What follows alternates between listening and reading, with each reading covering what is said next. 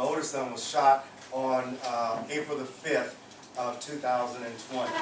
I am a change agent because I went to law enforcement from my cousin, United States Marshal, CIA, FBI, captain of the Phoenix Police Department, first African-American female, nephew, Alabama State Trooper, 2 years on the force. So it's ingrained within my family.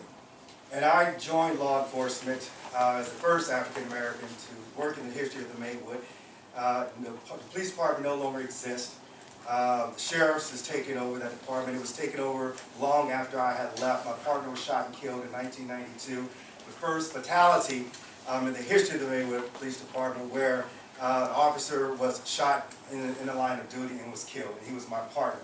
So I look at this from a different lens. I also chair the Select Committee on Police Reform in the state of California, and also the Democratic Caucus chair.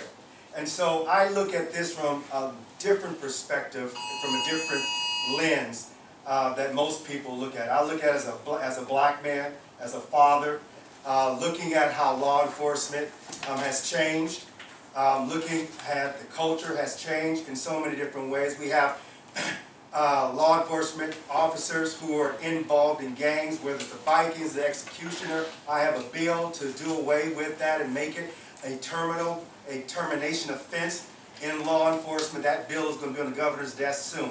Please repeat that. What bill have you created? For what? Say that again. Yeah, Assembly Bill 958. 958. If anyone is found to be part of a police officer gang within the police department, you will be terminated and also decertified. You will no longer be a cop. And we do this as a former police officer.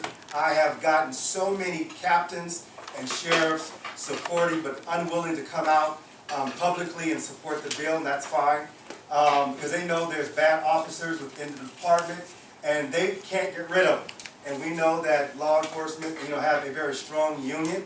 I am working with those unions to the best that we possibly can. But we're going to change and reimagine what law enforcement looks like in the state of California. I was pulled over going to work to Maywood, going eastbound on Slauson. Maywood is Slauson and Atlantic, and pulled over by Firestone sheriffs. Thrown out the car. Arrested, well not arrested, detained, handcuffs. His foot was on my neck.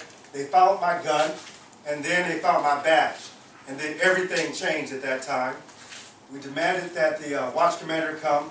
One deputy sheriff was fired. The other one was never to promote. And this was under Sherman Block when he was the sheriff here in the LA County. So I have a different perspective. We do have these cultures. We have racist police officers that are in uniform that exist. My training officer, I threatened to beat his ass multiple times because he was a white guy who never worked in the community of color before. He lived in Beverly Hills. His first job was a police officer. His first job. He didn't know how to talk to people of color. He didn't know how to treat people of color. And I'll be damned if I was going to let that happen in front of me while I was in uniform. So we confronted that, and they gave me a new training officer after that. And so we're trying to, this profession, I absolutely would, if my partner wasn't killed, John, I would probably be in my 32nd year in law enforcement. But I got out right after he was ambushed and killed to do another form of public service in the state of California.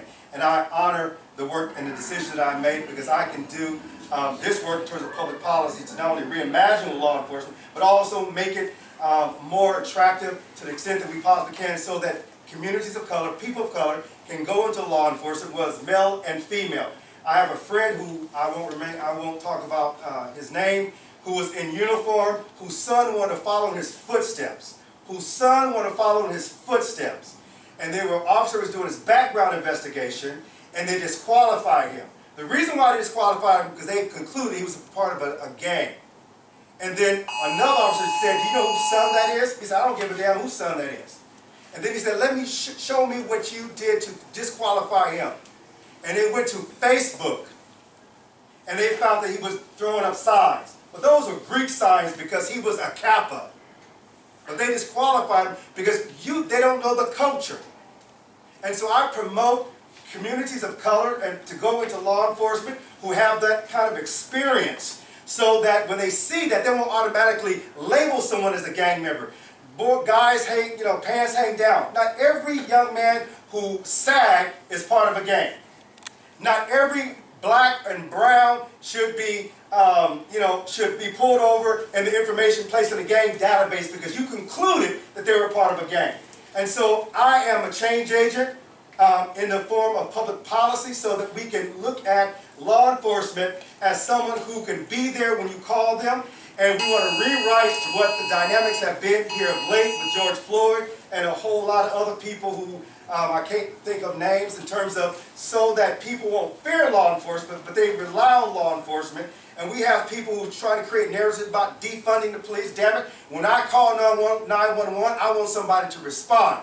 And we cannot have this kind of things being cast and being publicized and politicized for people's own gains. Because it doesn't work when you take police officers out. We have to change the culture, and we have to change it from a community perspective and a law enforcement perspective, working together in order for real change to take place.